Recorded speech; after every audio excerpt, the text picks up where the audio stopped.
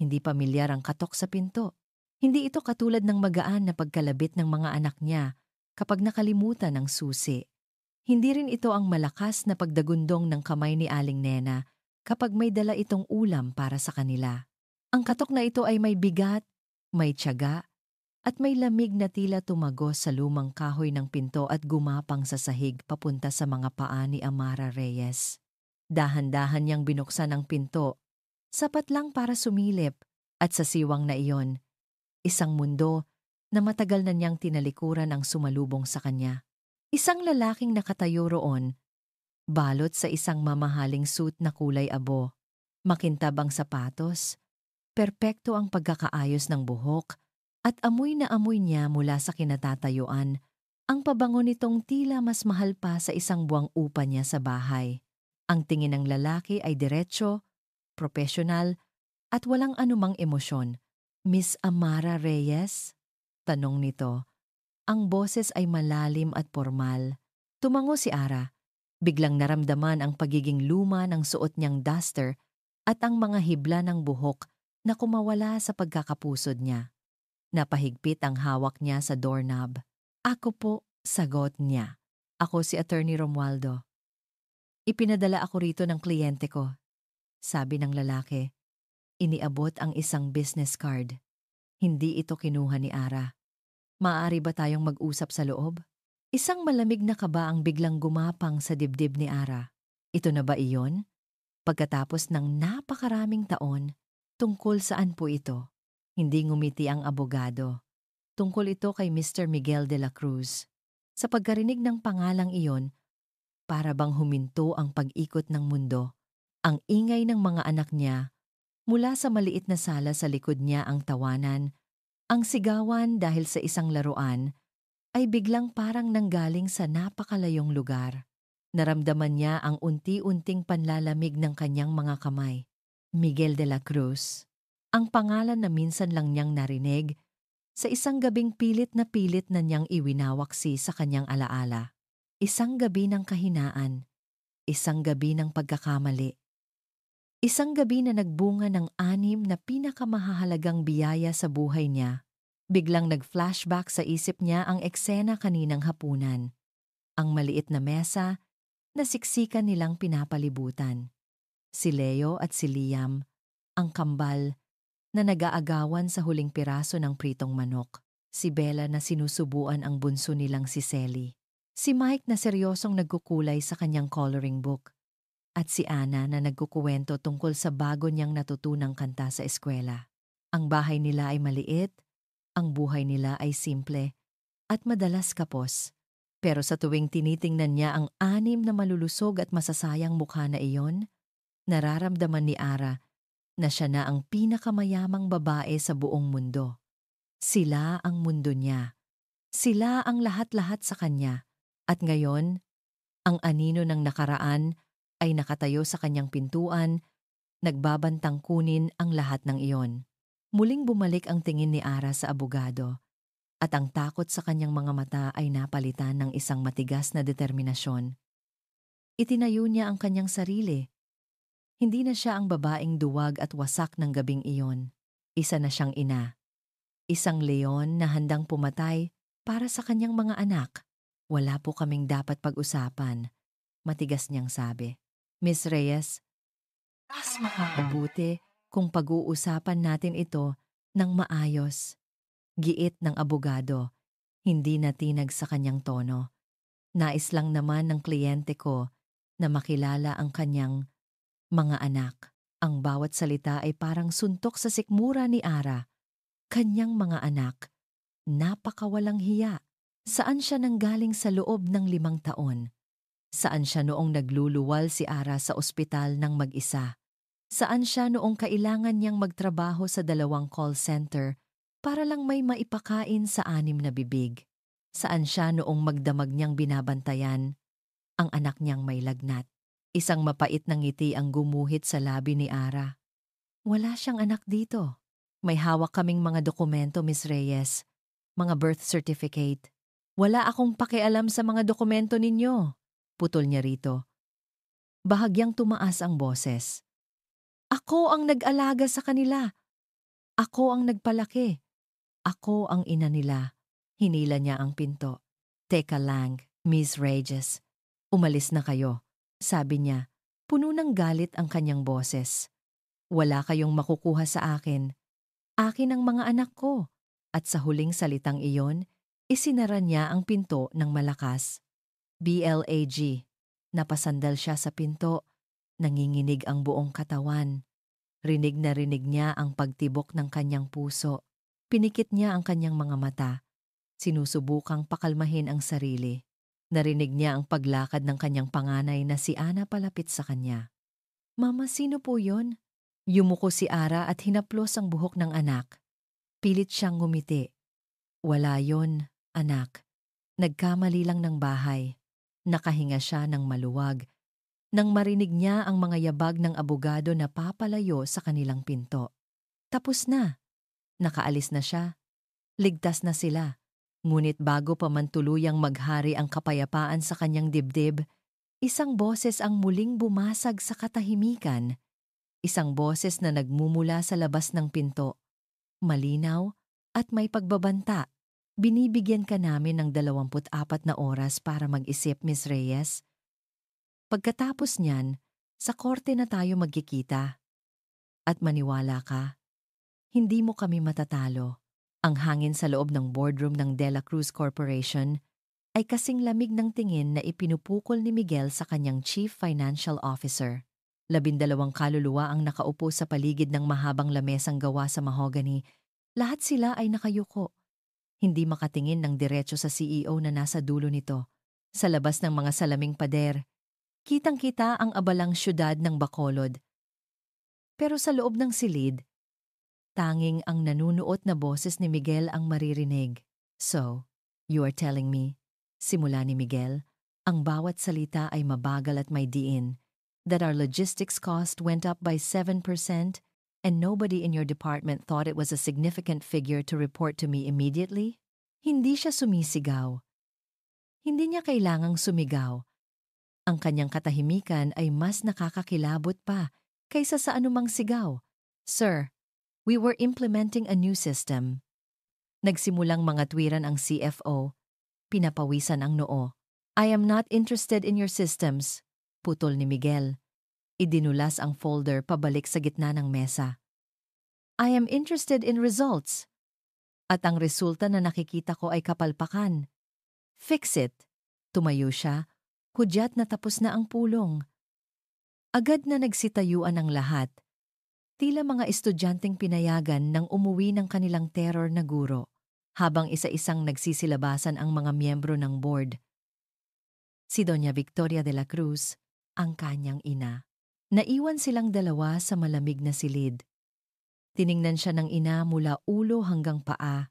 Ang mga mata nito ay kasing talas ng sa isang agila. Nakausap ko ang mga Montenegro, sabi ni Doña Victoria. Walang paligoy-ligoy. Nagtatanong na sila kung kailan mo babalak seryosohin ang engagement ninyo ni Isabela. Napabuntong hininga si Miguel at lumuwag ang pagkakatali ng kanyang kurbata. Mama, I am running a multi-billion peso company. Wala pa akong panahon para sa mga ganyang bagay.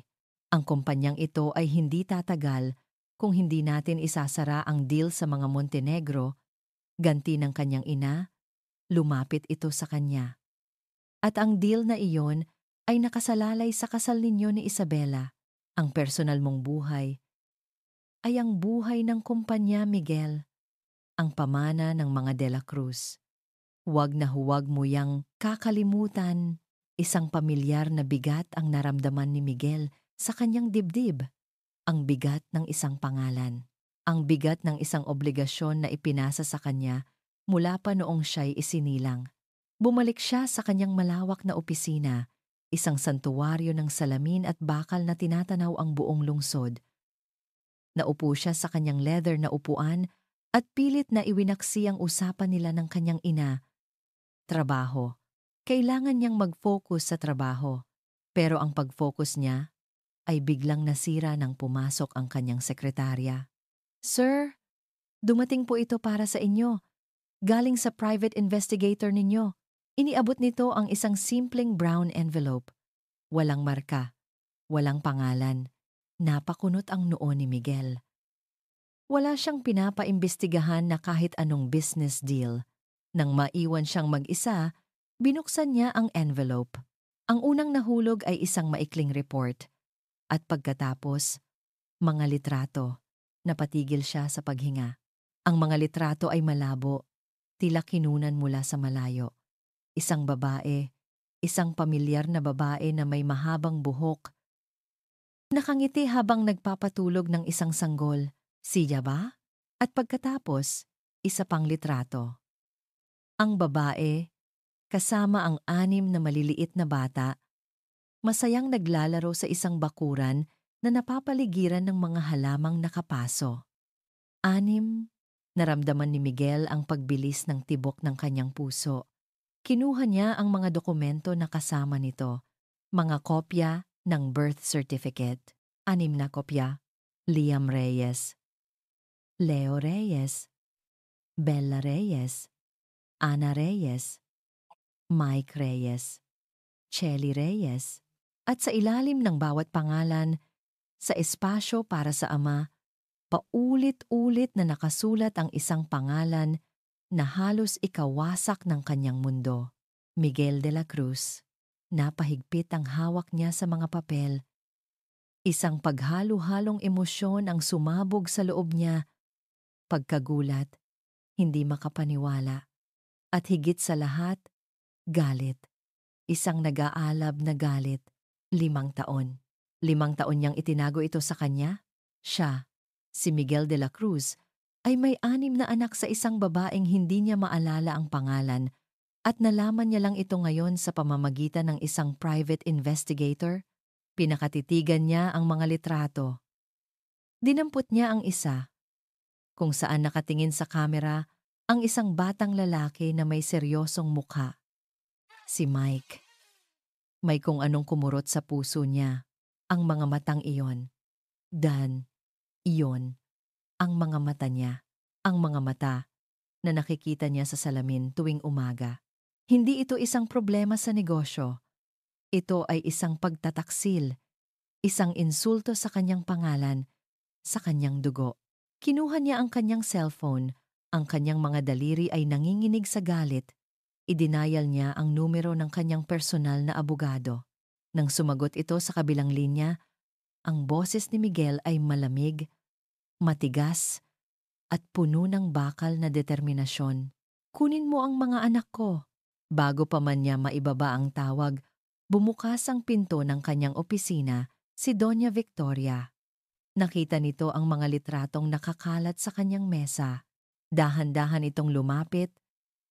Dinampot ang litrato ni Mike. Tiningnan siya nito. Ang mukha ay walang emosyon, pero ang mga mata ay nagliliyab. Ano ang kahulugan nito, Miguel? 24 na oras. Ang mga salitang iyon ay umalingaw-ngaw sa isip ni Amara, buong magdamag. Isang walang tigil na tambol na pumupukpok sa bawat tibok ng kanyang puso. Hindi siya nakatulog. Paano siya makakatulog? Sa bawat pagpikit niya, nakikita niya ang mukha ng abogadong iyon malamig, walang pakialam. Isang mensahero ng delubyo. Kinabukasan, pagkahatid niya sa mga bata sa eskwela, ang mga paa ni Ara ay nagdala sa kanya sa public attorney's office. Ang lugar ay masikip, maingay, at puno ng mga taong ang mga mukha ay gusot sa pag-aalala, katulad niya. Pagkatapos ng halos 3 oras na paghihintay, isang pagod na abogada na nagngangalang attorney, Dizon ang humarap sa kanya. Inilatag ni Ara ang kanyang kwento. Hindi niya tinanggal ang anumang detalye. Maliban sa kahihiyan na naramdaman niya sa gabing iyon, nakinig si Ate Dizon ng may simpatiya, ngunit nang matapos si Ara, ang mga mata ng abogada ay puno ng isang malungkot na katotohanan. Miss Reyes, sabi nito, inayos ang salamin sa mata. Maging tapat po tayo sa isa't isa. Ang kalaban ninyo ay ang pamilya de la Cruz. Isa sa pinakamayaman at pinakamakapangyarihang pamilya sa buong Negros. Hindi ito teleserye, Miss Reyes. Pera at kapangyarihan ang labanan dito. Pero ako po ang ina, giit ni Ara. Nararamdaman ang pamilyar na pag-init ng kanyang mga mata. 5 taon ko silang pinalaki ng mag-isa. At iyon ang pinakamalakas na alas natin, sang-ayon ng abogada. Pero gagamitin nila ang lahat laban sa'yo. Ang kalagayan ng pamumuhay mo, ang kakayahan mong sustentuhan ang 6 na anak. Ang katotohanang illegitimate sila. Hahalukayin nila ang buong pagkatao mo para lang makahanap ng butas. Handa ka ba doon? Tumango si Ara, kahit na ang puso niya ay lumubog. Handa po ako sa lahat para sa mga anak ko, sabi ni Etty. Dizon, kinuha ang isang folder. Ngunit sa paglabas ni Ara sa opisina, ang mga salitang lahat ng ating makakaya ay parang walang bigat. Habang naglalakad pa uwi, ang kanyang isip ay lumipad pabalik sa isa pang nakaraan, sa isa pang sakit, sa dahilan kung bakit siya natatakot magtiwala. Si Marco, naalala niya ang araw na iyon, 5 taon na ang nakalipas. Umuwi siya ng maaga mula sa kanyang audition para sa isang maliit na role sa teatro. May dalang isang supot ng paboritong siopaw ni Marco para isorpresa ito. Ngunit siya ang nasorpresa. Naabutan niya itong may kasamang ibang babae sa maliit na apartment na pinagsasaluhan nila. Ang sumunod na pag-aaway ay malabo na sa kanyang alaala, ngunit ang mga salita ni Marco ay nakaukit pa rin sa kanyang puso na parang marka ng mainit na bakal. "Ano bang aasahan mo, Ara?" Sigaw nito sa kanya. "Napakasalan kita? Nabuhayin kita? Mangarap ka? Isa ka lang namang hamak na extra na walang mararating. Huwag kang umasa, Ara. Hindi kita kayang buhayin. Lalo na't wala ka namang maipagmamalaki." Ang mga salitang iyon ang dumurog sa kanya. Ang mga salitang iyon ang nagtulak sa kanya na tumakbo, na magpakalunod sa alak sa isang bar na hindi niya madalas puntahan. At ang mga salitang iyon ang nagtulak sa kanya sa mga bisig ng isang estranghero na ang pangalan pala ay Miguel de la Cruz. Napailing si Ara. Pilit na iwinawak ang alaala. Iba na ngayon. Pinatunayan niya kay Marco at sa sarili niya na mali ito. Nabuhay siya. Hindi lang siya nabuhay, pinalaki niya ang 6 na buhay ng mag-isa. Mayroon na siyang maipagmamalaki. 6 na dahilan para ipagmalaki.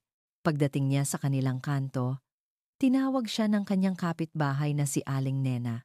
"Ara, Hija, tingnan mo ito," sabi nito.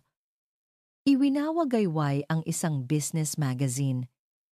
Hindi ba't ito ang lalaking may-ari ng hasyenda sa dulo ng bayan? Sikat na sikat pala.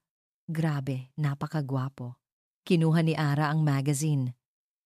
At sa cover, nakatingin pabalik sa kanya ang isang mukha na pamilyar at dayuhan ng sabay. Isang mukhang mas matanda, mas seryoso, at mas may kapangyarihan kaysa sa naaalala niya. Ang kanyang mga mata ay matalas, ang panga ay matigas. Nakasulat sa ilalim ng kanyang litrato, Miguel de la Cruz, The Sugar Baron's Modern Empire. Ito pala siya. Hindi na lang isang malabong alaala sa isang madilim na gabi. Isa siyang tunay na tao, isang makapangyarihang tao, at gusto nitong kunin ang mga anak niya. Naramdaman ni Ara ang pagbabalik ng determinasyon sa kanyang dibdib. Ibinalik niya ang magazine kay Aling Nena.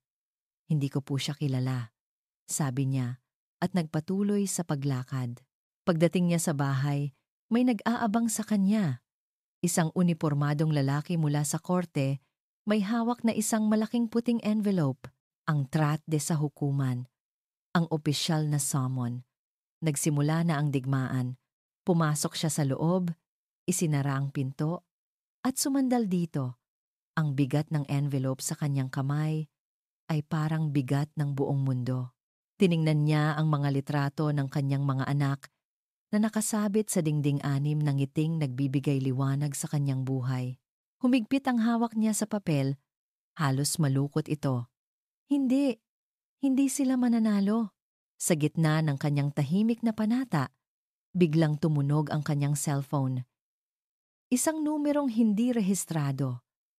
Nag-alinlangan siyang sagutin, pero baka mula ito sa opisina ni Attorney Dizon.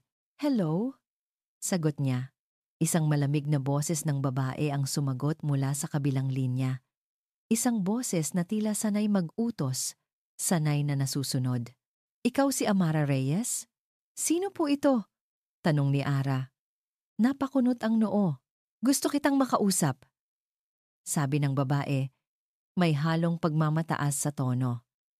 "Ako si Isabela Montenegro." May sandaling katahimikan. Ang mapapangasawa ni Miguel. Ang lugar na pinag-usapan nila ay isang cafe na hindi mo basta-basta mapapasok, walang presyo na nakasulat sa menu sa labas, na para kay Ara ay isang malinaw na senyales na ang isang tasa ng kape dito ay mas mahal pa sa isang linggong budget niya para sa pagkain. Pagpasok niya, sinalubong siya ng malamig na hangin mula sa aircon at ng isang katahimikan na binabasag lamang ng mahinang tunog ng mga kubyerto sa mga plato. Lahat ng tao sa loob ay mukhang mayaman, nakadamit ng maayos, at nagsasalita ng mahina na parang ang bawat salita ay may halaga. Naramdaman ni Ara ang tingin ng ilang customer sa kanyang simpleng blusa at pantalon. Bigla, ang kanyang suot na tsinelas ay parang sumisigaw ng hindi ako bagay dito. Sa isang sulok, nakaupo ang isang babae na tila pag-aari ang buong lugar. Si Isabela Montenegro. Perpekto ang kanyang makeup, makintab ang kanyang buhok, at ang suot niyang puting dress ay mukhang hindi pa nadapuan ng alikabok kahit minsan.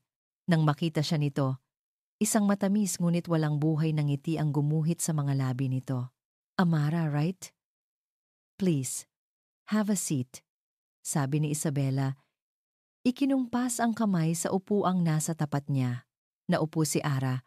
Ang kanyang likod ay tuwid na tuwid. Ang kanyang mga kamay ay nanginginig sa ilalim ng mesa. "Hindi na ako magpapaligoy-ligoy pa," simula ni Isabela, matapos umorder ng 2 mamahaling kape na hindi man lang tinanong si Ara kung ano ang gusto niya. "Alam kong mahirap ang sitwasyon mo." May simpatiya sa kanyang boses, ngunit ang kanyang mga mata ay nagsasabi ng ibang kwento.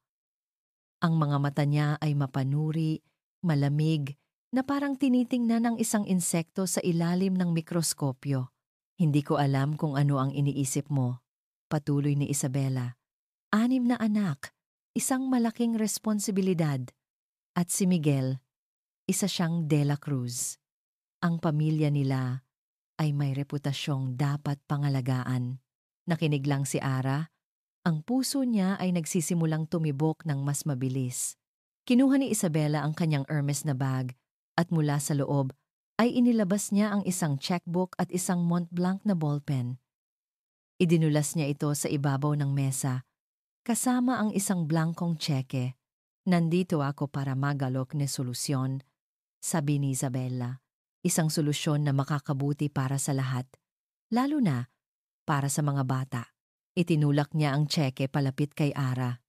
"Lagyan mo ng kahit anong halaga. 10, 20 milyon? Kahit magkano.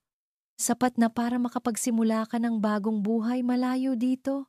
Sapat na para mabigyan mo ang mga anak mo ng disenteng kinabukasan. Isang bagay na alam nating pareho na hindi mo kayang ibigay sa kanila ngayon." Napatingin si Ara sa blankong tseke. Ang kanyang pagkatao, ang pagiging ina niya, ang buhay ng 6 niyang anak, lahat ay binigyan ng presyo sa isang pirasong papel.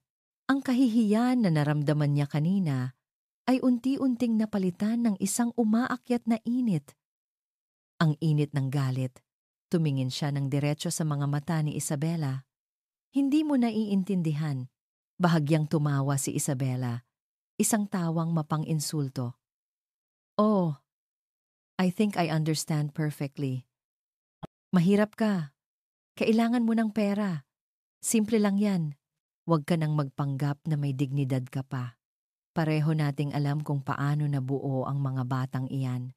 Hindi ko alam kung ano ang nakita sa'yo ni Miguel sa isang hamak na katulad mo, pero Hindi na naituloy ni Isabela ang kanyang sasabihin. Dahil sa isang mabilis na kilos, dinampot ni Ara ang kanyang baso ng tubig at ibinuhos ang laman nito sa perpektong mukha ni Isabela. Napatigil ang lahat sa paligid. Isang babae ang napasinghap. Si Isabela ay nanlaki ang mga mata sa gulat, hindi makapaniwala, habang tumutulo ang tubig mula sa kanyang buhok pababa sa kanyang mamahaling damit. Nanginginig na tumayo si Ara. Ang mga anak ko, sabi niya, ang bawat salita ay may diin, ay hindi ibinebenta. Tumalikod siya at naglakad palabas ng cafe. Iniwan si Isabela na basang-basa at napapahiya. Sa unang pagkakataon sa araw na iyon, naramdaman ni Ara na siya ang may kapangyarihan. Ngunit ang pakiramdam na iyon ay hindi nagtagal. Pagdating niya sa kanilang eskinita, pagod at gulong-gulo pa rin ang isip, isang itim at makintab na Mercedes-Benz ang nakaparada sa tapat ng kanyang bahay, isang sasakyan na tila nagmula sa ibang planeta kung ikukumpara sa mga tricycle at padjak sa paligid. At nakatayo sa labas nito ay isang babaeng may edad na, nakasuot ng eleganteng bestida at mga alahas na kumikinang sa ilalim ng araw. Si Doña Victoria de la Cruz. At ang mga kapitbahay ni Ara ay nasa kani-kanilang mga bintana at pintuan, nanonood, nagbubulungan. Lumapit si Doña Victoria kay Ara. Ang tingin nito ay puno ng pagkasuklam. Hindi ito tumingin sa mukha ni Ara, kundi sa bahay na nasa likod niya. Ito ba? Tanong ng matanda. Bahagyang tinatakpan ang kanyang ilong ng isang mamahaling panyo. Dito nakatira ang mga apo ko?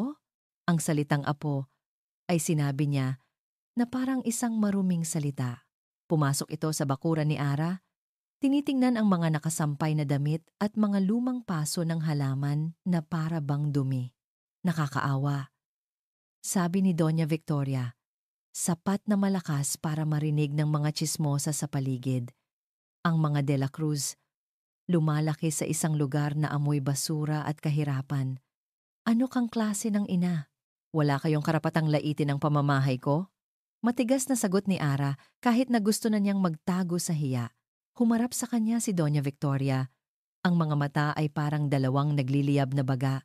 At ikaw, ano kang klase ng babae? Isang babaeng kaladkarin na ginamit ang katawan para lang makakapit sa isang mayaman. Ibinigay mo ang sarili mo sa anak ko para lang makuha ang pera niya. Hindi yan totoo, sigaw ni Ara. Isang butil ng luha ang pumatak mula sa kanyang mata. Hindi ko alam kung sino siya. Hindi ko hiningi ito. Pero ngayon, ginagamit mo ang mga bata para mangikil. Akusa ng matanda. Hindi ako papayag na ang pangalan ng pamilya namin ay madungisan ng isang katulad mo.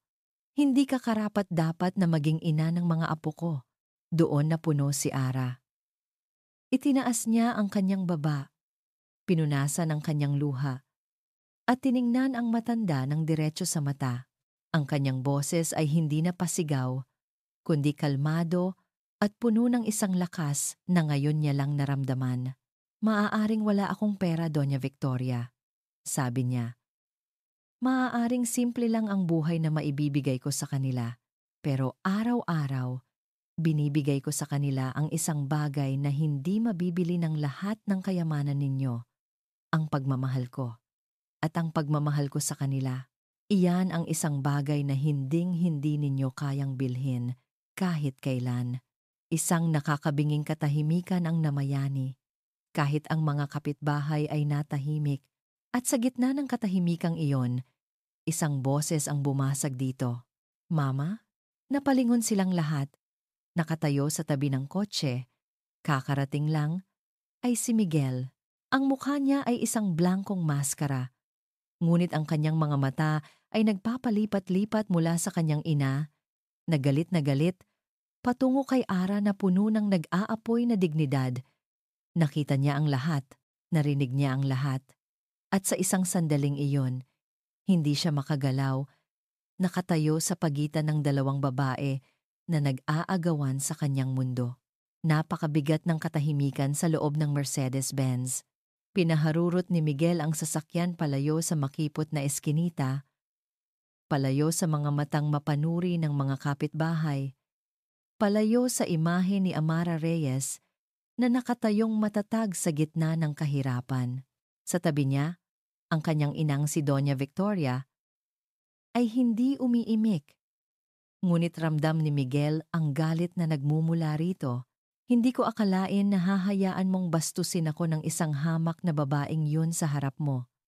Sa wakas, ay sabi ni Doña Victoria, ang boses ay kasing talim ng yelo. Hindi sumagot si Miguel.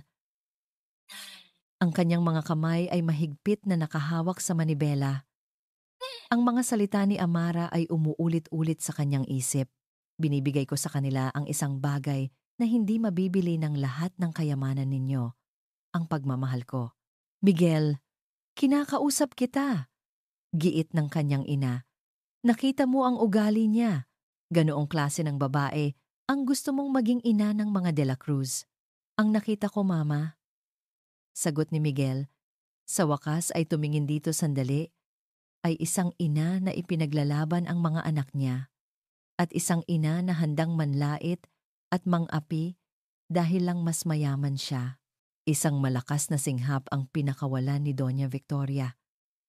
How dare you? Kinakampihan mo siya. Pagkatapos ng lahat ng ginawa ko para protektahan ang pangalan natin, hindi ko siya kinakampihan. Bahagyang tumaas ang boses ni Miguel. Pero ang ginawa ninyo kanina, it was too much. It was cruel. Ipinahiya ninyo siya sa harap ng lahat. Isang pamilyar na pakiramdam ng pagkakasala ang gumapang sa kanyang dibdib. Hindi lang para sa ginawa ng kanyang ina, kundi para sa sarili niya. Dahil kung hindi dahil sa kanya, hindi mangyayari ang lahat ng ito. Nakarating sila sa mansyon nang hindi na muling nag-usap. Nagmamartsang pumasok si Doña Victoria sa loob, samantalang si Miguel ay naiwan sa kanyang opisina hindi mapakali. Ang mga papeles sa kanyang mesa ay parang walang kwenta. Ang mga numero at mga report ay tila walang kahulugan. Kinabukasan, imbes na dumiretso sa opisina, isang hindi maipaliwanag na puwersa ang nagdala sa kanyang sasakyan pabalik sa lugar ni Amara. Ipinarada niya ito sa malayo, sa isang lugar na hindi siya makikita. Mula sa loob ng kanyang kotse, gamit ang isang maliit na binoculars na lagi niyang dala para sa mga pagbisita sa hasyenda, pinanood niya ang bahay. At doon, nakita niya sila.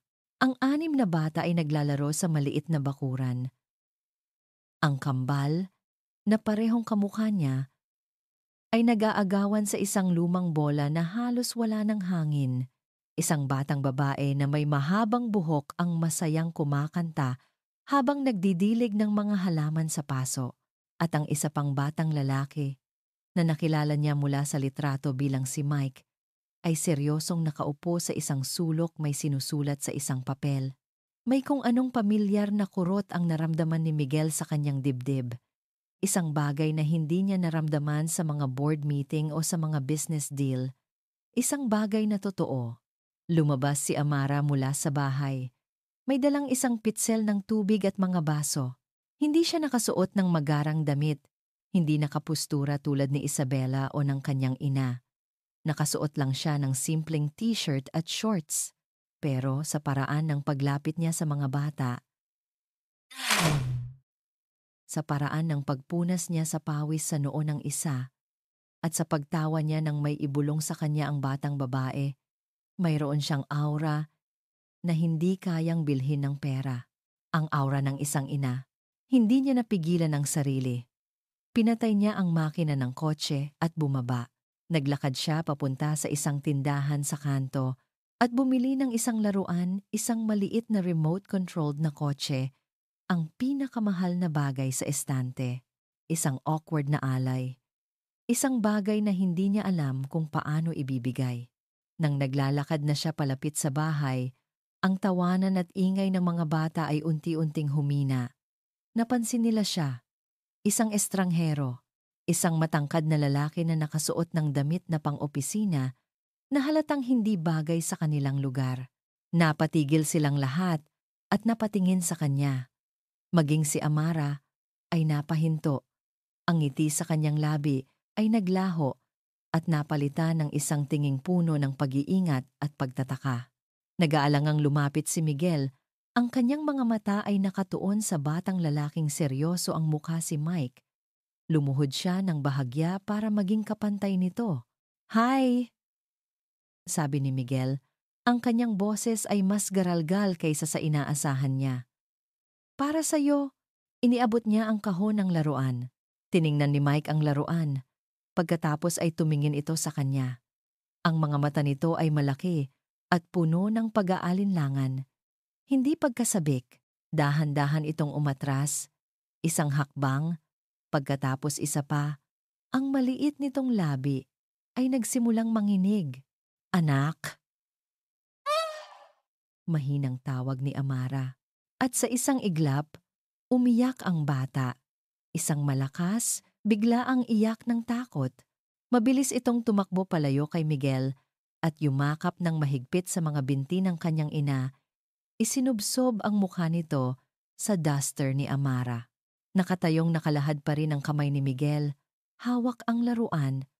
Ang pakiramdam ng pagkabigo ay parang isang malamig na sampal sa kanyang mukha. Lumapit si Amara, hinahaplos ang buhok ng kanyang anak habang pinapatahan ito. Tumingin siya kay Miguel at ang kanyang mga mata ay hindi galit, kundi puno ng isang malungkot na pagkaunawa.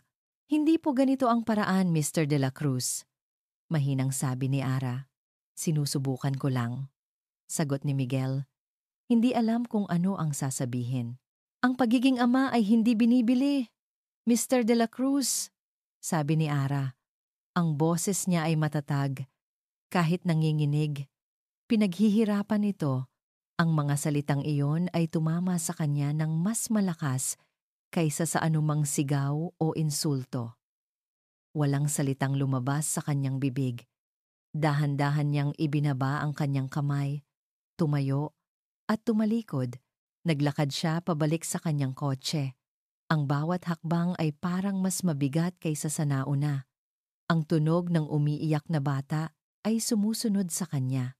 Nang makapasok siya sa kotse, itinapon niya ang kahon ng laruan sa upuan sa tabi niya. Napasuntok siya sa manibela sa sobrang inis-inis sa sarili, inis sa sitwasyon. Bakit napakahirap nito? Bakit hindi niya makuha ang gusto niya? Habang siya'y nakaupo doon, gulong-gulo ang isip, tumunog ang kanyang cellphone. Ang pangalan ng kanyang abogado, si Attorney Romualdo, ang lumabas sa screen. Sinagot niya ito ng walang gana. "What is it?" "Sir Miguel, may maganda po akong balita," sabi ng abogado sa kabilang linya. Ang boses ay puno ng tagumpay. "Ano yun?" "Nakatanggap po kami ng tip mula sa isang concerned citizen. Mayroon tayong ebidensya na magpapatunay na isa siyang unfit mother." Napatigil si Miguel. Ito na. Ito na ang solusyon. Ito na ang paraan para manalo. Dapat ay masaya siya. Dapat ay nakakaramdam siya ng ginhawa. Pero bakit? Bakit may kung anong tumututol sa loob niya? Bakit ang mga salita ni Amara, pinaghihirapan ito, ay mas malakas pa kaysa sa mga salita ng kanyang abogado? Ang hangin sa loob ng korte ay nanunuot sa lamig, hindi dahil sa aircon, kundi dahil sa bigat ng katahimikan. Para kay Amara, ang bawat sulok ng silid mula sa mataas na kisame, sa madilim na kahoy ng mga upuan, hanggang sa seryosong mukha ng hukom ay tila sumisigaw na hindi siya kabilang doon. Nakaupo siya sa tabi ni Attorney Dizon. Ang kanyang mga kamay ay magkadikit sa ibabaw ng kanyang kandungan, nanginginig ng bahagya. Sa kabilang panig, nakaupo si Attorney Romualdo, kampante at mayabang. Sa likod nito, naroon si Doña Victoria. Ang mukha ay isang maskara ng malamig na pag-apruba. At sa tabi nito, si Miguel. Hindi siya makatingin ng diretso kay Miguel, ngunit sa gilid ng kanyang mga mata, nakikita niya itong nakatingin ng diretso sa hukom. Ang mukha ay hindi mabasa. Nagsimula ang pagdinig. Nagsalita si Attorney Romualdo. Ang kanyang boses ay makinis at propesyonal, ngunit bawat salita ay may nakatagong lason. Inilatag niya ang kaso nila na si Miguel de la Cruz bilang ama ay may karapatan at, higit sa lahat, may kakayahan na bigyan ang mga bata ng mas magandang kinabukasan. Your Honor, sabi ni Attorney Romualdo, lumingon ito sa direksyon ni Ara. Naniniwala kami na ang pinakamahalagang tungkulin ng isang ina ay ang unahin ang kapakanan ng kanyang mga anak, na dapat ay lumikha siya ng isang kapaligiran na ligtas, malusog, at kaaya-aya para sa kanilang paglaki.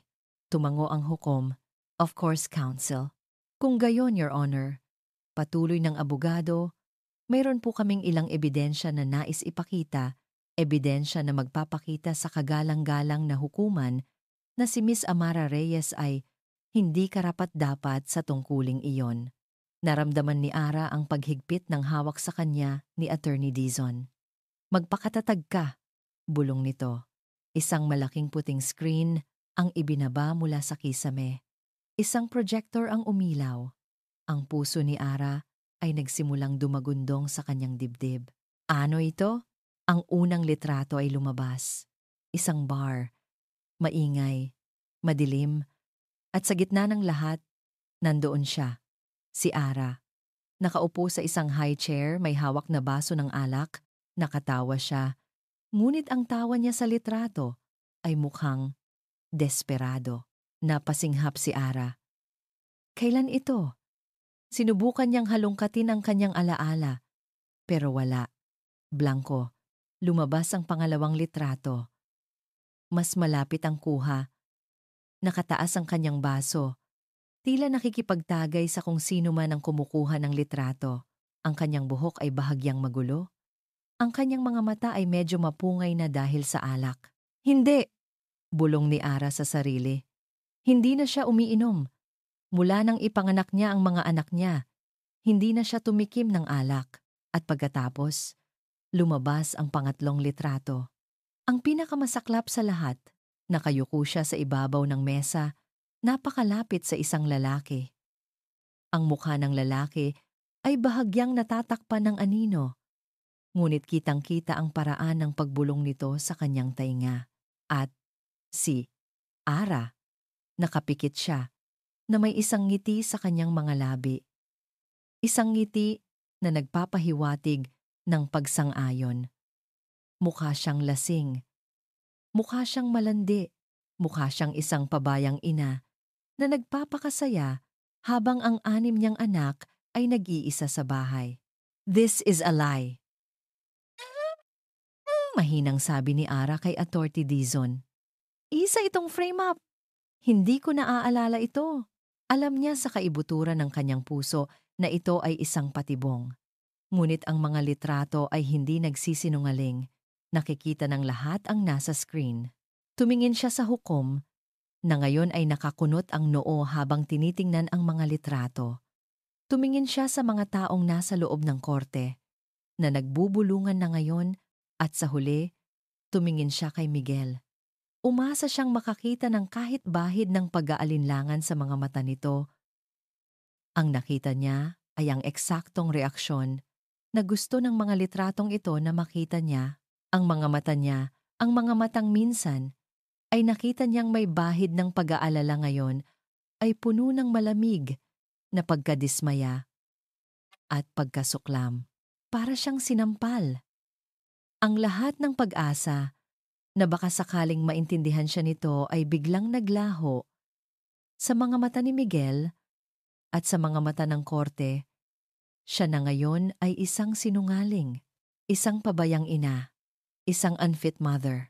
As you can see, Your Honor, sabi ni Attorney Romualdo, habang ang kliyente ko ay nagtatrabaho para itaguyod ang isang imperyo na mamanahin ng kanyang mga anak, ang ina naman nila ay abala sa ibang bagay. Naramdaman ni Ara ang pag-init ng kanyang mga mata. Huwag kang iiyak, Ara. Huwag kang iiyak dito. Ngunit ang pakiramdam ng kawalan ng pag-asa ay parang lason na unti-unting gumagapang sa kanyang buong katawan. Pinaparalisa siya. Wala na po kaming idadagdag pa, Your Honor. Sabi ni Attorney Romualdo, tila tapos na ang laban. Ngunit bigla, nagtaas ito muli ng kamay. Ay, teka po, Your Honor. Mayroon pa po pala. Mayroon po kaming isang surprise witness. Ang mismong lalaki na kasama ni Miss Reyes sa mga litratong iyon. Napatingin si Ara. Nanlalaki ang mga mata. Tumayo si Attorney Romualdo ng may ngiti ng isang demonyo. The prosecution calls to the stand, Mr. Marco Sandoval. Kung ang mga litrato ay isang sampal, ang pangalang iyon ay isang saksak sa puso. Ang mundo ni Ara ay gumuho. Marco? Ang kanyang nakaraan. Ang unang dumurog sa kanyang puso. Isang pamilyar na figura ang tumayo mula sa likuran ng korte at nagsimulang maglakad papunta sa witness stand. Matangkad, gwapo pa rin. Ngunit may isang bagay sa kanyang mga mata na hindi makita ni Ara noon. Nang dumaan ito sa tapat niya, tumingin ito sa kanya. Hindi isang tingin ng awa o pagsisisi, isang tingin ng isang taksil. Ang champagne sa kanyang baso ay ang pinakamahal. Ang steak sa kanyang plato ay perpektong luto. At ang paligid nila sa pribadong silid ng pinakasikat na restaurant sa Bacolod ay sumisigaw ng tagumpay. A toast. Sabi ni Doña Victoria. Itinaas ang kanyang baso. Isang matagumpay na ngiti ang nakapinta sa kanyang mga labi para sa kinabukasan ng pamilya de la Cruz. At para sa iyo, Hija. Lumingon ito kay Isabela sa pagiging isang matatag na suporta para kay Miguel. Ngumiti si Isabela, isang ngiting kasingkinang ng mga diamante sa kanyang leeg. Of course, tita. Gagawin ko ang lahat para kay Miguel at sa pamilya. Kinuha nito ang kamay ni Miguel at pinisil ito. I'm so proud of you, mahal. Nakuha mo na ang nararapat sa'yo. Ngumiti si Miguel. Isang pilit na ngiti na hindi umabot sa kanyang mga mata. Sa buong hapunan, pakiramdam niya ay isa siyang aktor sa isang palabas na hindi niya isinulat. Dapat masaya siya. Nanalo sila. Ang mga ebidensya ay hindi matatawaran. Ang korte ay pumanig sa kanila. Pero bakit sa tuwing ipipikit niya ang kanyang mga mata? Ang nakikita niya ay ang mukha ni Amara Reyes nang ipinakita ang mga litrato, ang pagkasindak, ang pagtanggi, at ang tuluyang pagkawasak sa kanyang mga mata. Hindi iyon ang mukha ng isang taong nagkukunwari. Iyon ang mukha ng isang taong tinaksil. Ang laking tulong talaga ng testimonya ni Mr. Sandoval, sabi ni Isabela, humigop ng wine. He was very convincing. Doon nag-umpisa ang isang maliit na pagdududa sa isip ni Miguel.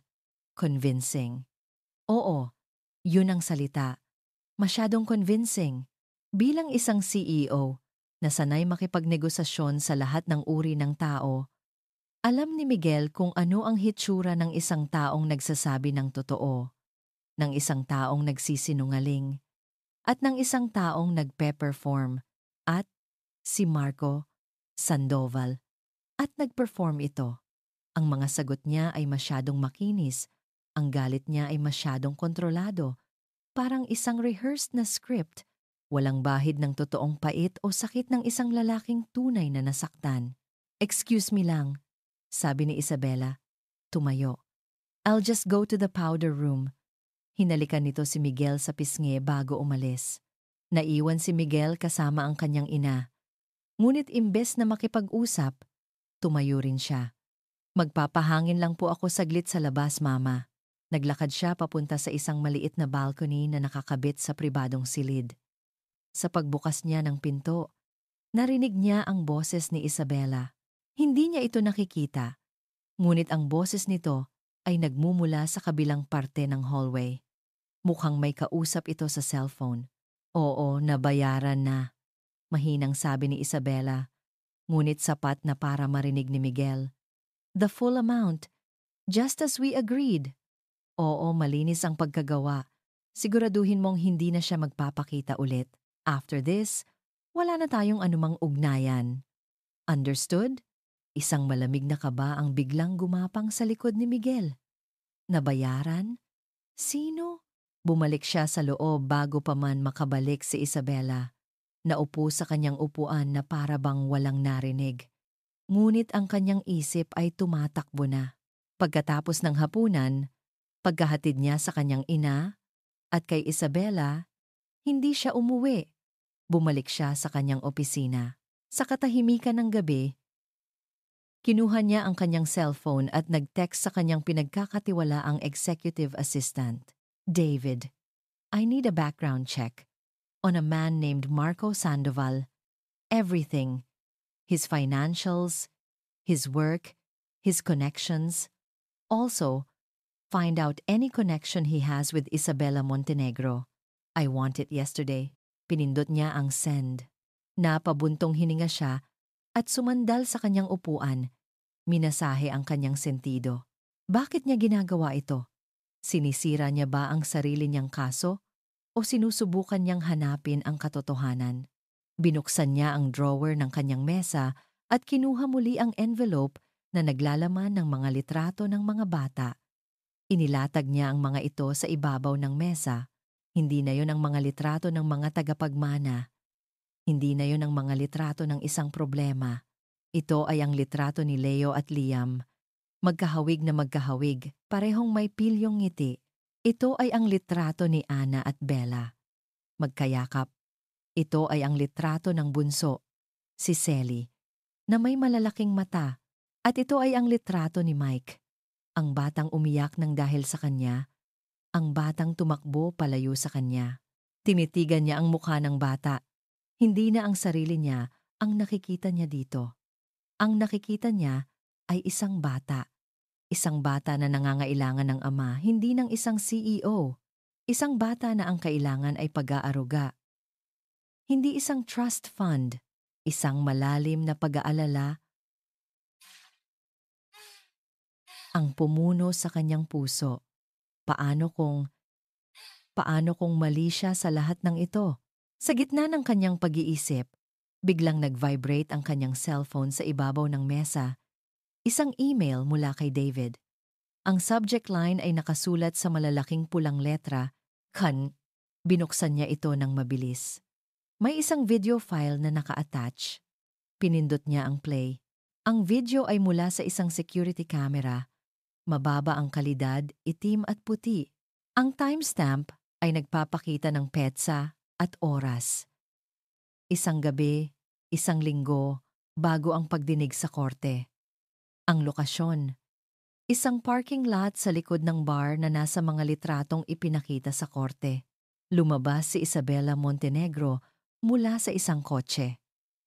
Makalipas ang ilang sandali, isang lalaki ang lumapit sa kanya. Si Marco Sandoval. May iniabot si Isabela kay Marco isang makapal na envelope. Tinanggap ito ni Marco. Binuksan ng bahagya para silipin ang laman at pagkatapos ay tumango. Isang tango ng pagsang-ayon ng isang kasunduan. Napatigil ang paghinga ni Miguel. Naramdaman niya ang pag-akyat ng isang malamig na galit mula sa kanyang sikmura.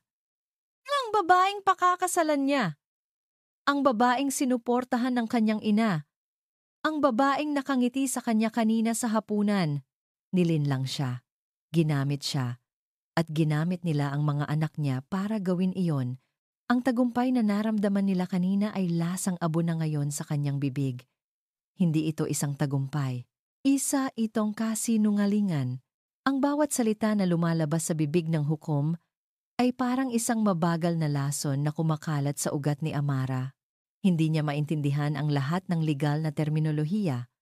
Ang mga salitang petisyon, ebidensya, at kapakanan ay lumulutang sa hangin, mga salitang walang kahulugan. Ang tanging naririnig niya ay ang kalmadong tono ng hukom, isang tono na naghahatid ng kanyang hatol na kamatayan. Dahil sa mga ebidensyang ipinakita sa hukumang ito na nagpapakita ng isang pattern ng pagpapabaya, naramdaman ni Ara ang paghigpit ng hawak sa kanya ni Attorney Dizon, isang desperadong pagtatangka na panatilihin siyang buo. Ngunit si Ara ay nagsisimula ng mabasag mula sa loob, at dahil ang petitioner na si Mr. Miguel de la Cruz ay may mas nakahihigit na kakayahang pinansyal upang tustusan ang lahat ng pangangailangan ng 6 na bata. Hindi, pakiusap ang sigaw sa isip ni Ara. Ang hukumang ito ay nagpapasya na ipagkaloob ang pansamantalang karapatan sa pangangalaga o temporary custody kay Mr. Miguel de la Cruz na magkakabisa kaagad. Blag. Ang tunog ng martilyo ng hukom ay hindi lang tumama sa kahoy na lamesa. Tumama ito sa puso ni Ara. Winasak ito sa milyon-milyong piraso. Nawala ang lahat ng tunog. Ang mga bulungan sa korte ay naging isang mahinang ugong na lang. Ang mukha ni attorney Dizon na puno ng awa, ang mukha ni Doña Victoria na may ngiti ng tagumpay, lahat sila ay lumabo. Biglang, dalawang babaeng nakasuot ng uniforme mula sa Department of Social Welfare ang lumapit sa kanya. Ang mga ngiti nila ay malumanay.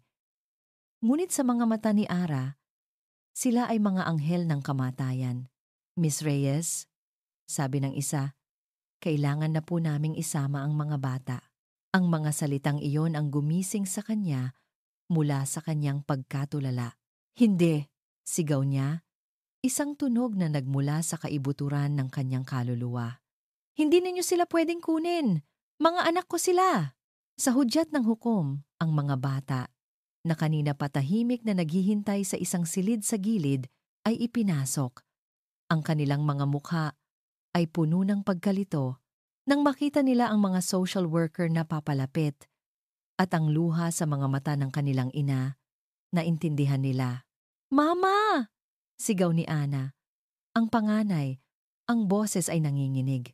Saan po kami pupunta? Mama, umiiyak na tawag ng kambal na si Leo at Liam. Tumatakbo palapit sa kanya. Yumakap si Ara sa kanila. Hinigpitan ang yakap na para bang kaya nitong pigilan ang buong mundo. Dito lang kayo mga anak. Hindi kayo aalis. Hindi papayag si Mama. Ngunit dahan-dahan silang pinaghihiwalay ng mga social worker.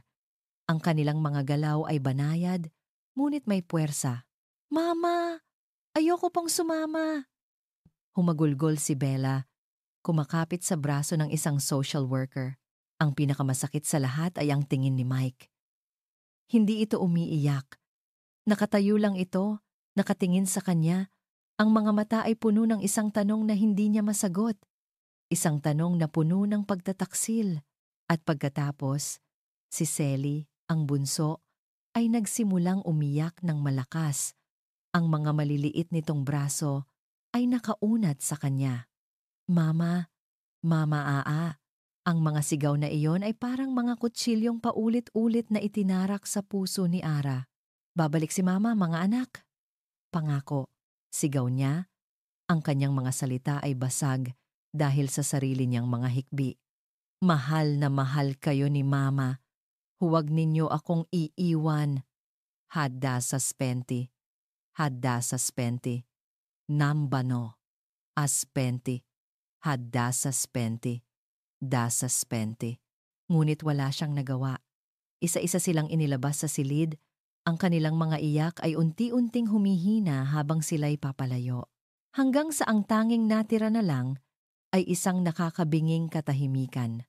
Nang mawala na sila, nawala na rin ang lahat ng lakas sa katawan ni Ara. Ang kanyang mga binti ay bumigay, bago pa man siya maalalayan ni attorney Dizon. Bumagsak siya sa malamig at matigas na sahig ng korte. Nakaluhod, pagkatapos ay napaupo. Ang kanyang mga kamay ay walang lakas na nakapatong sa sahig. Wala na. Lahat ay nawala.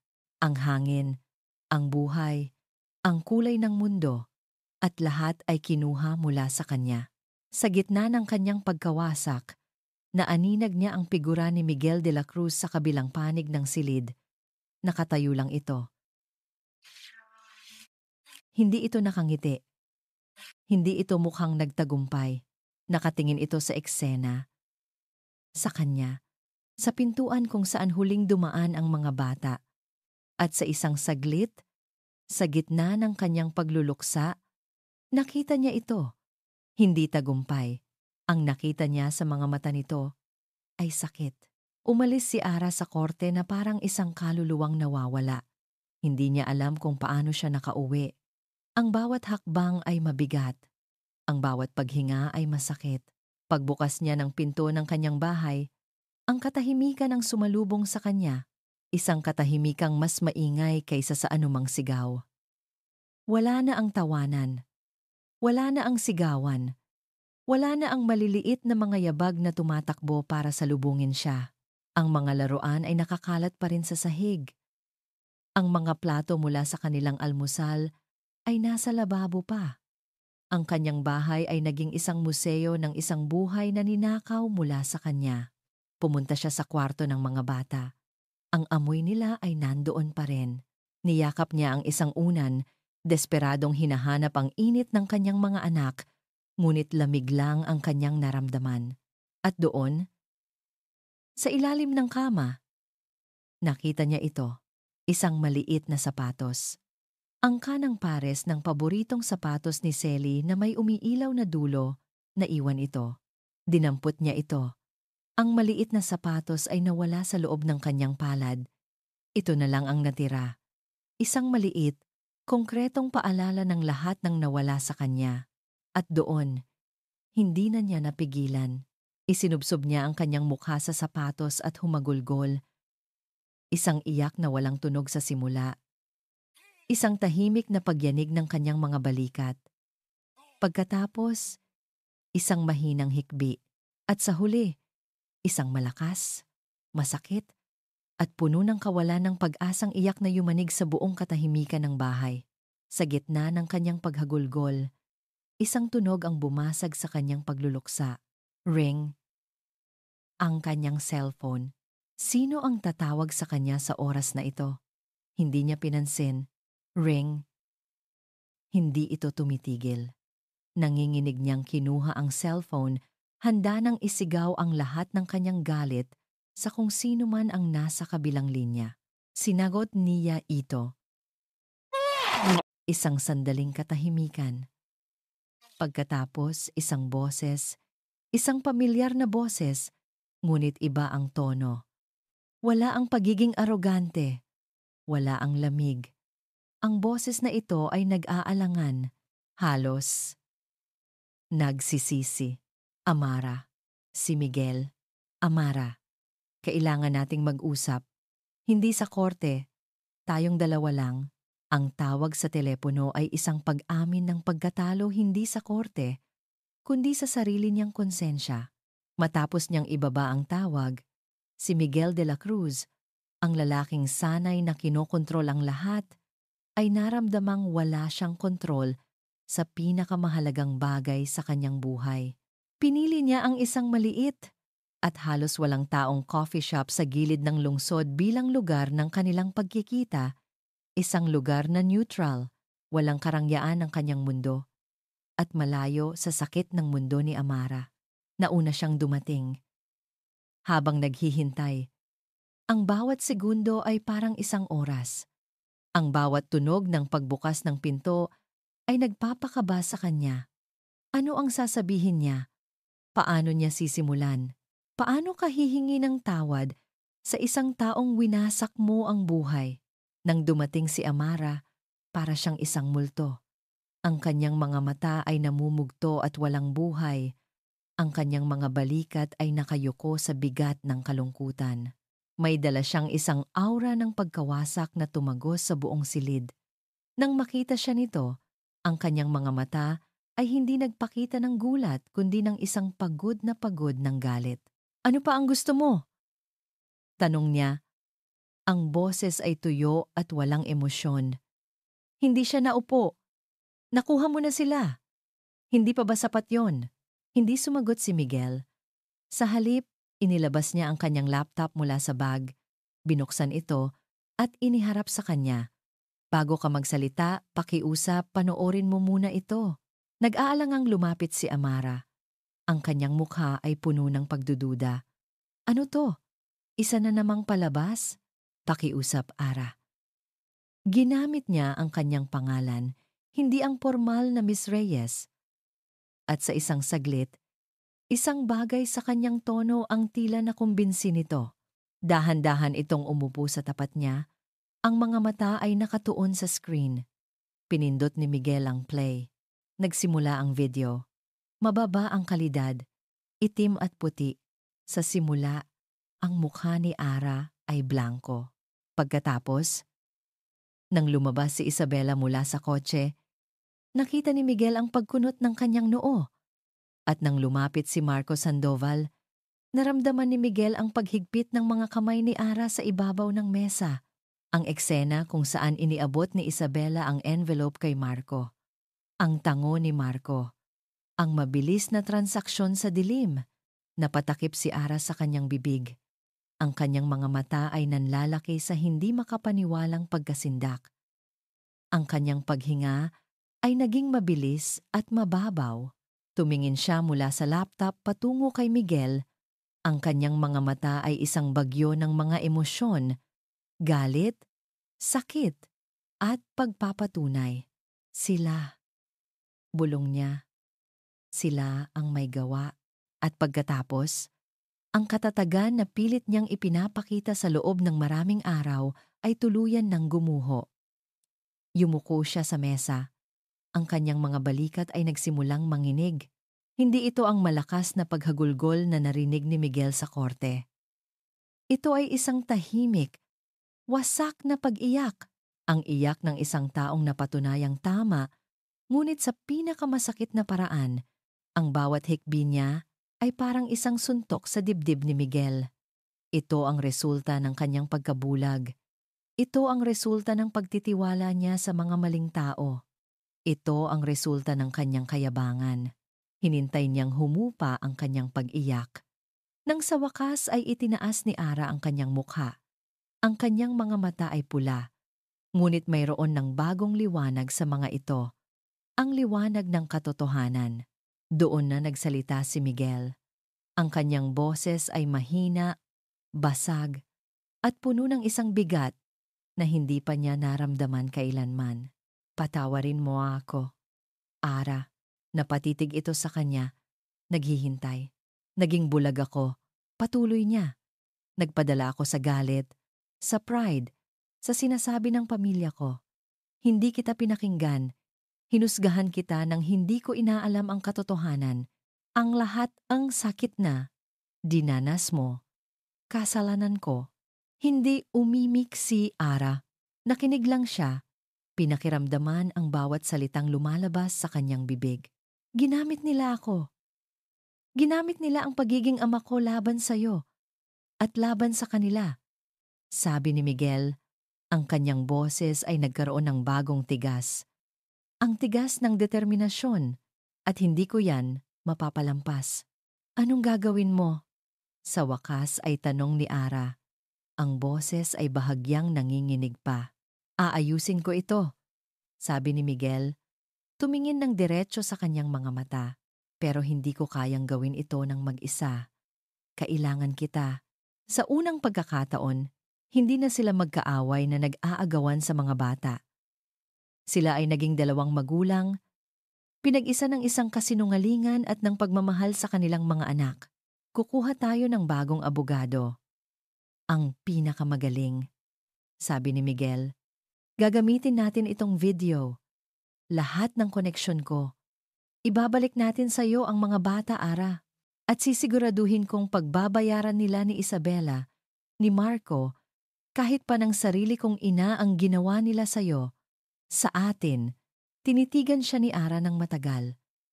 Sinusuri, tinitimbang, hinahanap ang kahit anong bahid ng panlilinlang, ngunit wala siyang nakita. Ang nakita niya ay isang lalaking sa wakas ay namulat sa katotohanan. Dahan-dahan, tumango si Ara. Isang maliit, halos hindi makitang tango. Ngunit para kay Miguel, ito ang pinakamahalagang kasunduan na nakuha niya sa buong buhay niya. Umalis si Miguel sa coffee shop na may bagong layunin. Ang galit sa kanyang puso ay hindi na para kay Ara, kundi para sa mga taong sumira sa kanilang pamilya bago pa man ito mabuo. Nagmaneho siya pauwi. Ang dilim ng gabi ay hindi kasi nidilim ng galit na namumuo sa kanyang dibdib. Pagpasok niya sa malaking pinto ng mansyon, naabutan niya ang kanyang ina at si Isabela sa sala. Nag-uusap ng masaya, umiinom ng wine. Mukhang nagdiriwang pa rin sila. Hindi siya nagsalita. Dumiretso siya sa isang mesa, inilapag ang kanyang briefcase at kinuha mula rito ang isang folder na naglalaman ng mga nakaprint na screenshot ng video at ng report mula sa kanyang assistant. Inihagis niya ito sa glass table sa kanilang harapan. Ang tunog ng pagbagsak nito ay bumasag sa kanilang masayang tawanan. Napatingin silang dalawa sa kanya. Nagulat. Tiningnan sila ni Miguel. Isa-isa. Ang kanyang mga mata ay malamig at walang awa. Tapos na ang laro ninyo. Ibang-iba ang pakiramdam sa korte ngayon. Para kay Amara, ang hangin ay hindi na kasing bigat ng dati. Mayroon pa ring kaba sa kanyang dibdib. Ngunit ngayon, ito ay nababalutan ng isang maliit na sinag ng pag-asa. Sa kanyang tabi ay isang bagong abogado, isang matapang at matalas na babae na personal na pinili ni Miguel, si Attorney Robles. Sa kabilang panig, ang kampo ng mga De La Cruz ay hindi na kasing kampante. Si Attorney Romualdo ay mukhang balisa, si Isabela ay maputla. Ang kanyang perpektong postura ay nagpapakita ng maliliit na bitak. Si Doña Victoria, bagamat pilit na pinapanatili ang kanyang marangyang anyo, ay may bahid ng pag-aalala sa kanyang mga mata.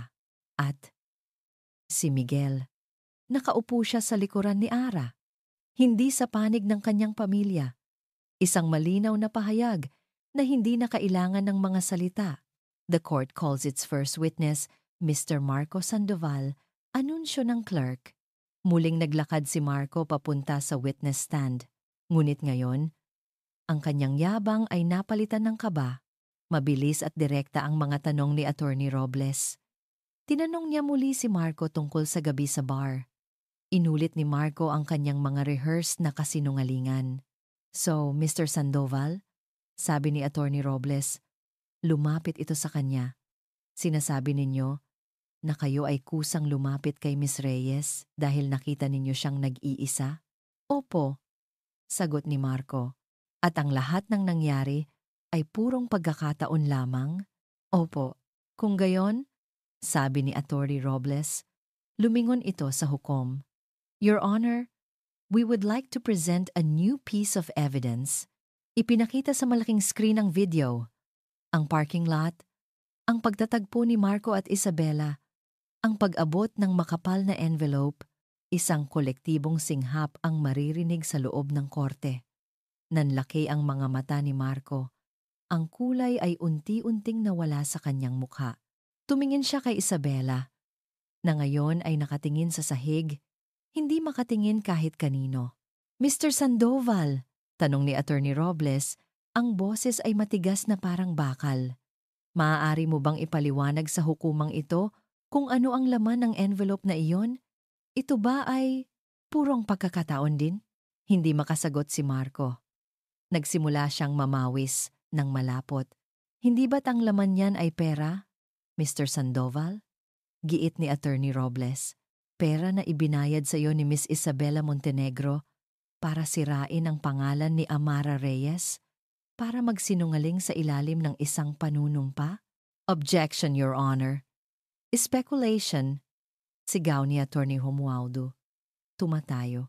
Sustained, sabi ng hukom. Ngunit ang mga mata nito ay nakatuon na kay Marco.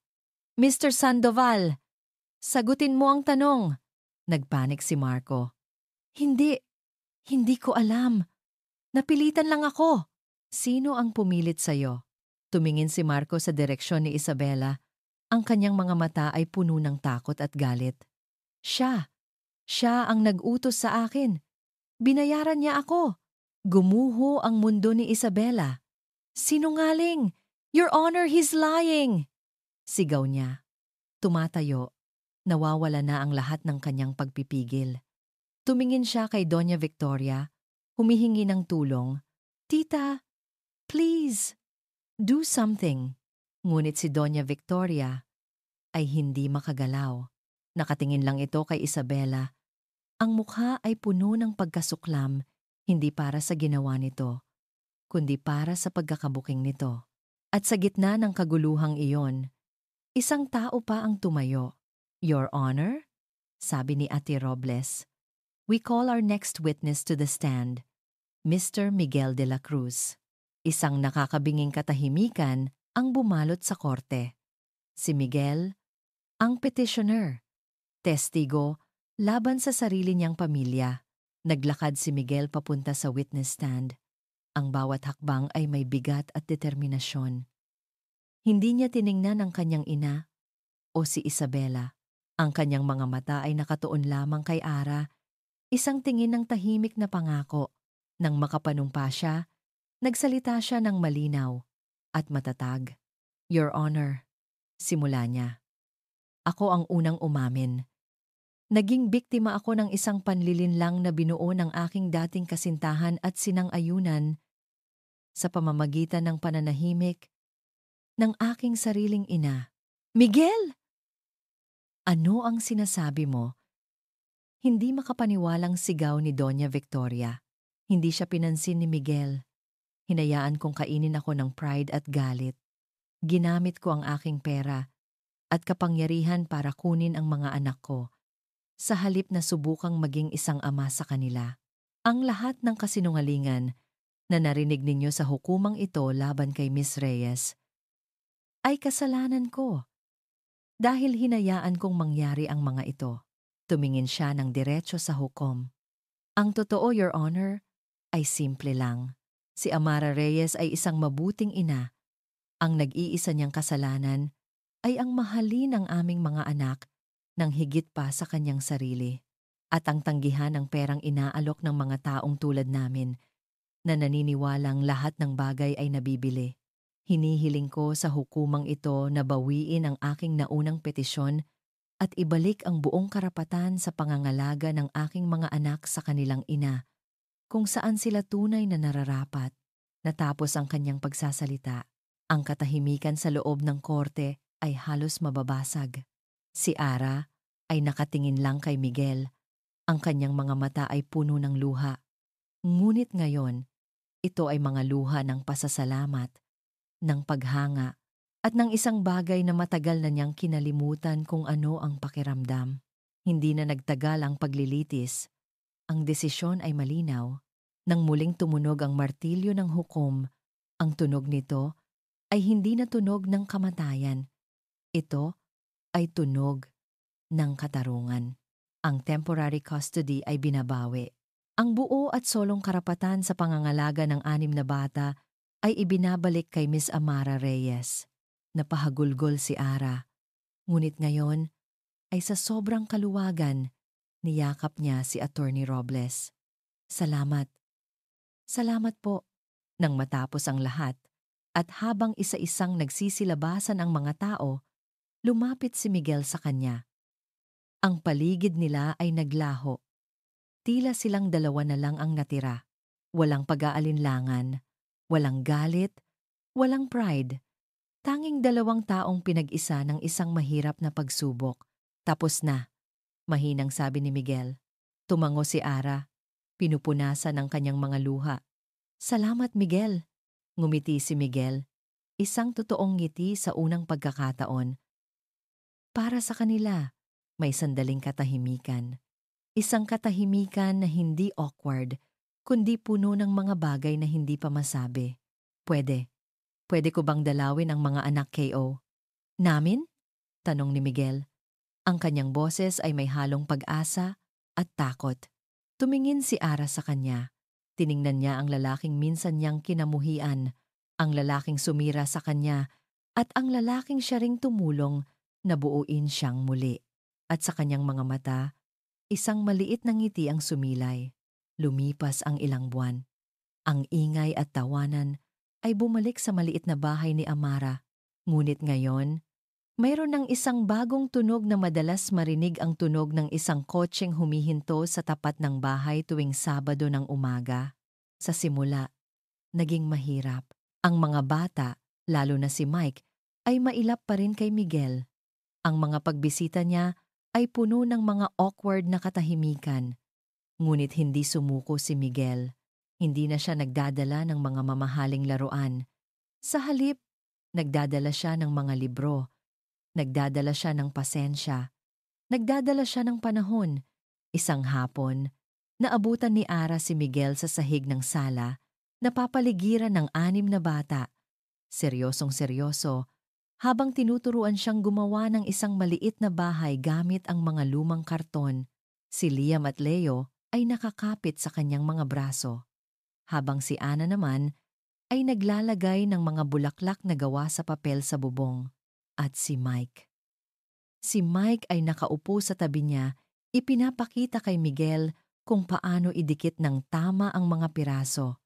Isang maliit, halos hindi mapansing ngiti ang nasa labi ng bata. Napanood ni Ara ang eksena mula sa kusina at naramdaman niya ang isang pamilyar na init sa kanyang dibdib. Ngunit hindi na ito ang init ng galit o takot. Ito ay init ng isang bagay na mas malambot, isang bagay na mas payapa. POV. Isang gabi, habang tinutulungan niyang patulugin si Selly, ang bunso, bigla siyang hinalikan nito sa pisngi. "Good night, Papa." Bulong nito bago pumikit. Ang salitang Papa ay tumama kay Miguel ng may kakaibang lakas. Mas malakas kaysa sa anumang business deal na naisara niya.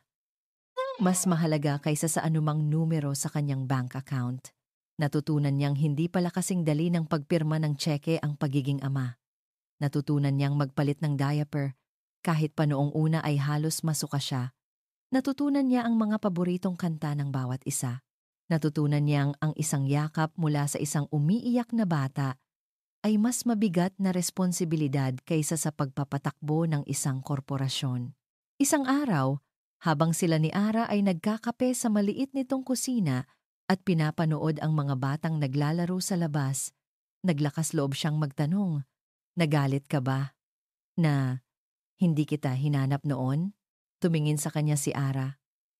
Ang kanyang mga mata ay malalim at tapat. "Oo, sa loob ng maraming taon galit ako. Pero natutunan ko rin na baka kailangan mangyari ang lahat. Baka kailangan kong patunayan sa sarili ko na kaya kong tumayo sa sarili kong mga paa. At baka kailangan mo ring maligaw para mahanap mo ang daan pabalik." "Nagsisisi ako, Ara," sabi niya. Ang boses ay puno ng katapatan. "Nagsisisi ako sa mga taon na nasayang." Ngumiti si Ara, isang ngiting umabot sa kanyang mga mata. "Huwag nating bilangin ang mga taon na nasayang, Miguel. Bilangin natin ang mga araw na darating."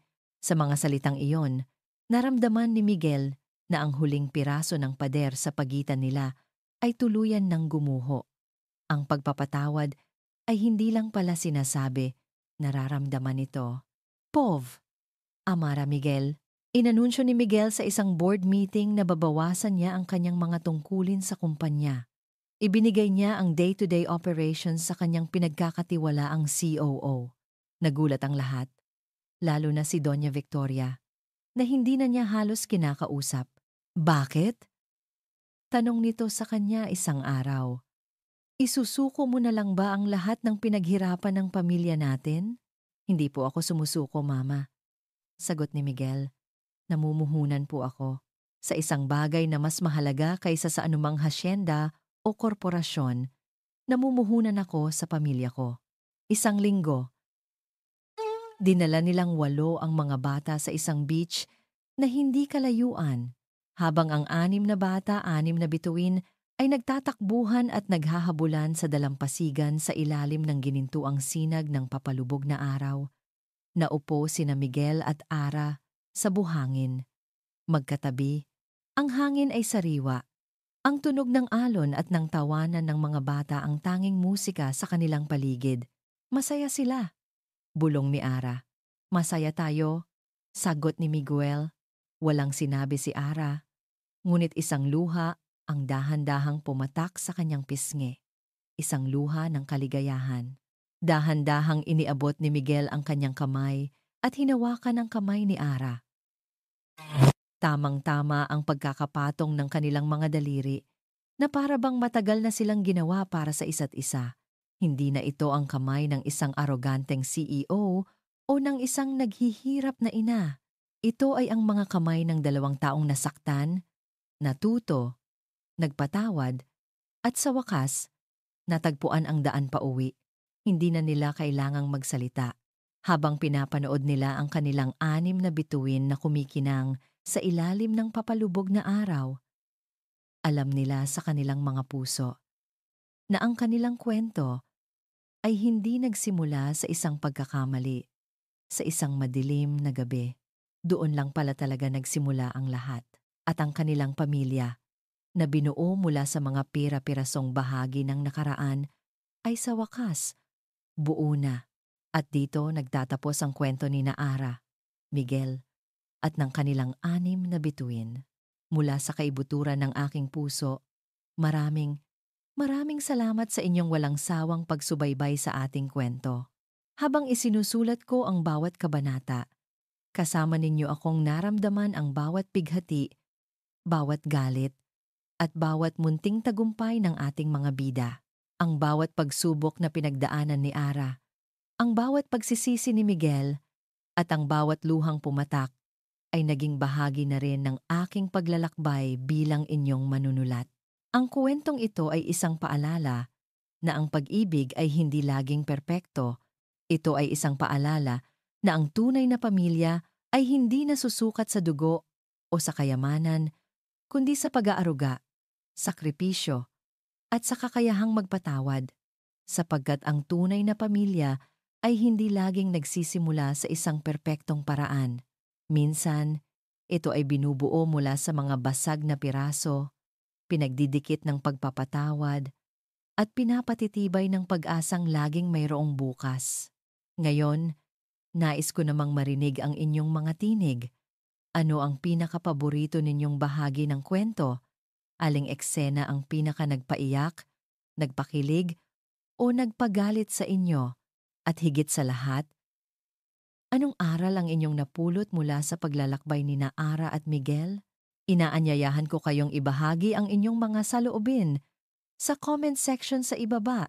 Ang bawat salita mula sa inyo ay nagsisilbing inspirasyon at lakas sa akin upang magpatuloy sa paghahatid ng mga kuwentong pumupukaw sa puso.